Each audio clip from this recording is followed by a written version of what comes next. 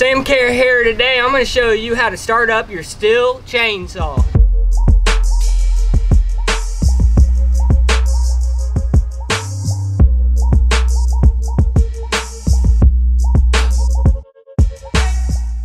This video will apply to just about any Stihl. It may even apply to any chainsaw. Because every chainsaw, you're gonna need two things here. You're gonna need your mixed gas, and then you're also gonna use bar oil, okay? Mixed fuel, that's just gasoline with them little tiny oil things. You just mix it in there, and then that's where you get that. Next thing after you have all your goodies is that you're gonna need to put in the things. Starting with your gas cap, and then after that, your bar oil cap, pour in that gas, and then you pour in that bar oil, then you put your caps back on, make sure they're tight, and then push down the little plastic deals so they don't get caught up in the mess whenever you're trimming your trees. Alright, now that's taken care of, what you're going to do is we're going to learn how to start it up. First thing you're going to want to do is you're going to need this safety deal, and you just pull it back like that. You'll hear a snap coming this way. After that, then what you're going to do is you're going to take your trigger finger and pull that trigger down.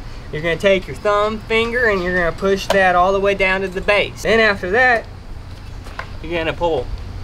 You're going to just pull. Alright, you hear that right there? That is the burp that you're looking for. Once you hear that burp, you're going to move that up one notch up. Then you're gonna pull.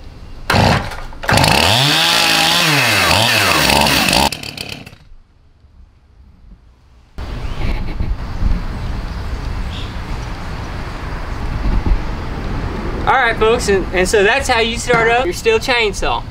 Thanks for watching. Be sure to subscribe, comment, and like below.